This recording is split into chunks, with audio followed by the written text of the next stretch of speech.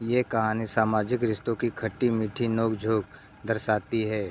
एक शहर में एक परिवार रहता था। परिवार में पिछले कुछ दिनों से खुशियों का माहौल छाया हुआ था, क्योंकि इस घर में इकलौते लड़के का विवाह तय हो चुका था। लड़के का नाम प्रमोद है और वह सरकारी नौकर बन चुका था। समाज में सरकारी नौकरियों की एक अलग ही शान होती है।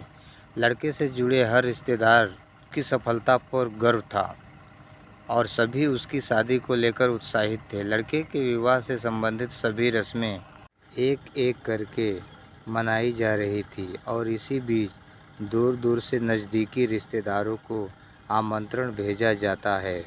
और जहां दूसरी ओर दुल्हन के परिवार में भी विवाह की तैयारियां धूमधाम से की जा रही होती है। दुल्हन के मामा जी रिटायर आर्मी ऑफिसर थे और उनके स्वभाव में उनका अखंडपन साफ दिखाई देता था। वह अक्सर अपनी बातों से लोगों को नीचा दिखा दिया करते थे, जिस वजह से कई लोग उनके पास बैठना पसंद नहीं करते थे।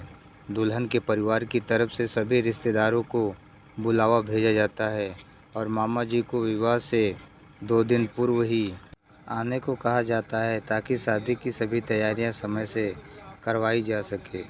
सभी यह बात जानते थे कि मामा जी समय की पाबंद हैं, लेकिन सख्त स्वभाव होने की वजह से वह हर एक व्यक्ति से कठोर व्यवहार करते थे।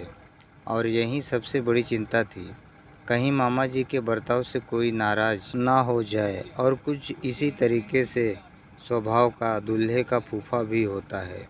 शादी का कार्ड मिलते ही दूल्हे का फूफा अपनी पत्नी के साथ शादी के कपड़े खरीदने जाता है और एक-एक करके कई दुकानों को देखने के बाद भी बिना कपड़े खरीदे बाजार से वापस आ जाता है और तय करता है कि अगले दिन बड़े शहर जाकर वह अपने और अपनी पत्नी के लिए कपड़े खरीदेगा।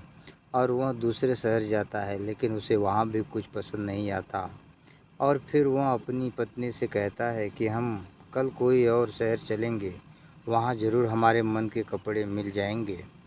उसके इस बर्ताव से उसकी पत्नी नाराज़ हो जाती है और कहती है कि तुम्हारी शादी है क्या, जो इतनी छानबीन करके कपड़े ले रहे हो, और चुपचाप यहीं से कपड़े लेकर चलो, नहीं तो मैं शादी में नहीं जाऊंगी। और मजबूरीवश उसे वहीं से कपड़े लेने पड़े हैं। और यहाँ दूसरी ओर दुल्हन के मामा शादी के एक हफ्ते पहले ही लड़की वालों के यहाँ आ जाते हैं और शादी की तैयारियों का जायज़ा लेने लगते हैं। तभी अचानक उन्हें पता चलता है कि अभी तक शादी में खाना बनाने के लिए हलवाई नहीं मिला है। और यह बात सुनते ही मामा जी को गुस्सा आ जाता है और वह दुल्हन के पिताजी को खरी खोटी सुना देते हैं और कहते हैं, आपने मुझे पहले क्यों नहीं बताया, मैं हलवाई अपने साथ ही ले आता। लड़की के पिता जवाब देते हुए कहते हैं, इस शहर में बहुत सी शादियां हैं, बड़ी मुश्किल से केवल साज सजावट और बैंड बाजा ही बुक हो पाए हैं।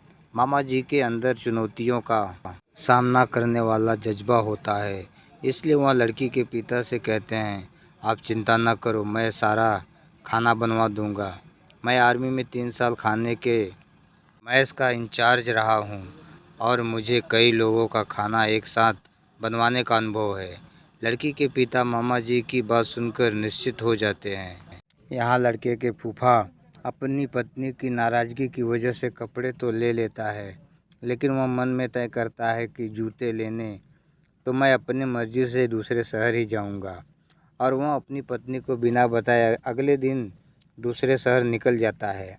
और कुछ दुकानें घूमने के बाद उसे उनके मन के जूते नज़र आ जाते हैं और वह बहुत ही शानदार जूते खरीद कर आता है। और अब विवाह का समय भी आ जाता है।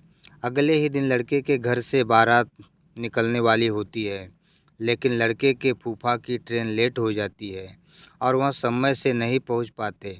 मजबूरी में लड़के वालों को बारात निकालनी ही पड़ती है और जैसे ही लड़के का फूफा पहुंचता है, बारात निकल चुकी होती है।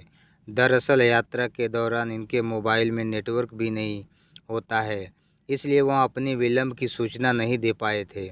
लेकिन बारात उन्हें लिए बिना ही चली गई थी और इस बात से वह बहुत नाराज़ हो जाते हैं। लेकिन विवाह में उनका होना अनिवार्य है, क्योंकि कई रस्में उनके साथ जुड़ी हुई थी। सभी के मनाने पर फूफा बारात जाने को तैयार हो जाते हैं, लड़की वालों का घर यहाँ से 2 घंटे की दूरी पर था। वह बस स्टैंड पहुँच जाते हैं और बस में बैठकर निकल जाते हैं। लड़की वालों के यहाँ काफ़ी समय से बारात का इंतज़ार हो रहा होता है और कुछ ही समय में बैंड बाजे की ज़ोरदार आवाज़ के साथ बारात लड़की के मोहल्ले में प्रवेश करती है। लड़की वालों की तरफ से बारात का स्वागत धूमधाम से किया जाता है, लेकिन देरी के चलते कुछ रस्मों को कम समय में ही ख़त्म किया जाता है और बारात को खाने के लिए बुलाया जाता है। बारात में काफ़ी लोग होते हैं और लड़की की तरफ से भी कई लोग विवाह में शामिल होने आए होते हैं। लड़की के मामा खाने की तैयारी में जुटे होते हैं और जैसे ही खाना प्रारंभ होता है, कुछ ही समय में खाने में कमी आ जाती है और कई लोग लाइन लगाकर खड़े हो जाते हैं। खाने में कमी से लड़की के पिता को चिंता हो जाती है और वह मामा जी के पास जाकर कहते हैं, थोड़ा जल्दी करवाइए, बाराती लाइन लगाए खड़े हैं। तभी मामा जी अपना रौब दिखाते हुए कहते हैं, मैं हलवाई नहीं हूँ, उन्हें कहो थोड़ा इंतज़ार करें।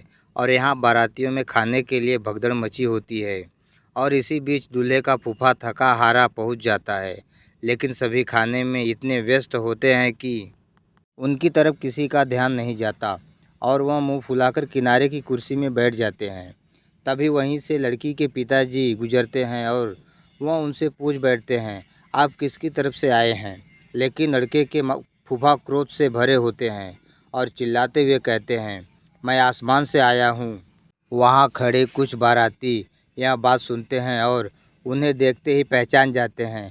अरे फूफा जी, आइए आइए, नाराज़ मत होइए, चलिए भोजन ग्रहण करिए।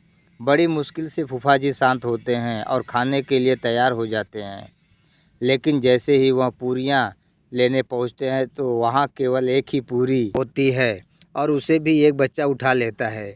फूफा जी बहुत भूखे होते हैं, इसलिए उन्हें और गुस्सा आ रहा होता है और जैसे ही पूरियाँ दोबारा रखवाई जाती हैं, वह एक साथ 8-10 ले लेते हैं ताकि उन्हें बार बार इंतज़ार न करना पड़े। और इसी बीच लड़की के मामा बाहर आते हैं और फूफा जी की थाली में आवश्यकता से अधिक पूरियां देखकर नाराज़ हो जाते हैं और उन्हें कह देते हैं, इतने बाराती खड़े हैं और आप एक साथ इतनी पूरियां लेकर बैठ गए हैं और आती जाएंगी तो लेते जाइएगा। फूफा जी वैसे ही गुस्से से भरे बैठे थे और यह बात सुनते ही वह अपनी थाली पटक देते हैं और उनका ऐसा बर्ताव देखकर वहाँ सभी उन्हें देखने लग जाते हैं। घराती और बाराती दोनों पक्षों के लोग फूफा और मामा को समझाते हैं और दोनों बड़ी मुश्किल से दोनों शांत होते हैं और यहाँ दूल्हा दुल्हन की रस्में चल रही होती हैं और उसी बीच फूफा जी आकर बैठ जाते हैं और रस्में देखते देखते उनकी आंख लग जाती है और कुछ ही घंटों में सुबह हो जाती है। और जैसे ही फूफा जी की नज़र अपनी जूतों पर पड़ती है तो वह जूते गायब होते हैं और कुछ समय ढूंढने के बाद पता चलता है कि दूल्हे की सालियों ने गलती से फूफा जी के जूते ही चुरा लिए हैं। दरअसल जूता चुराना एक रस्म है और जब तक दूल्हे की सालियों को कोई न कोई उपहार न मिल जाए तब तक वह जूते वापस नहीं करेंगी। और अब विदाई का समय हो जाता है। फूफा जी बिना जूतों के इंतज़ार में हैं बैठे होते हैं। दूल्हा विदाई के समय जैसे ही गाड़ी में बैठता है तो सालियों की नज़र दूल्हे के जूतों पर पड़ती है और उन्हें ताज्जुब होता है कि दूल्हे राजा की जूते तो हमने चुरा लिए थे, फिर उन्होंने किसके जूते पहने हुए हैं। और थोड़ी ही देर में सालियों को पता चल जाता है कि यह तो जूता फूफा जी के जूते हैं और सालियाँ जैसे ही दूल्हे से उपहार मांगने जाती हैं तो वह उन्हें छेड़ते हुए कहता है, तुम लोगों ने जिसके जूते चुराए हैं उपहार भी वही देगा। और सालियाँ फूफा जी से उपहार की जिद करने लगती हैं।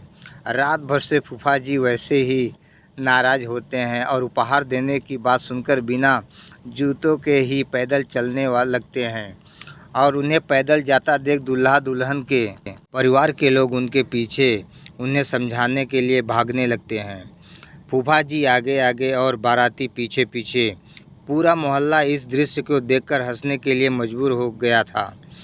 तभी लड़की के पिता ने फूफा जी के सामने हाथ जोड़ते हुए कहा, आप तो बड़े हैं, समझदार हैं, नादानी में हमसे कुछ भूल हुई हो तो हमें क्षमा करें और ये लीजिए अपने जूते। और फूफा जी जल्दी से अपने जूते लेकर पहन लेते हैं, लड़के के पिताजी फूफा जी को दूल्हे की कार में बैठने का प्रस्ताव रखते हैं और उनकी यह बात सुनते ही वह लपक कर कार के अंदर घुसकर बैठ जाते हैं और इसी के साथ बारात दुल्हन को लेकर रवाना हो जाती है।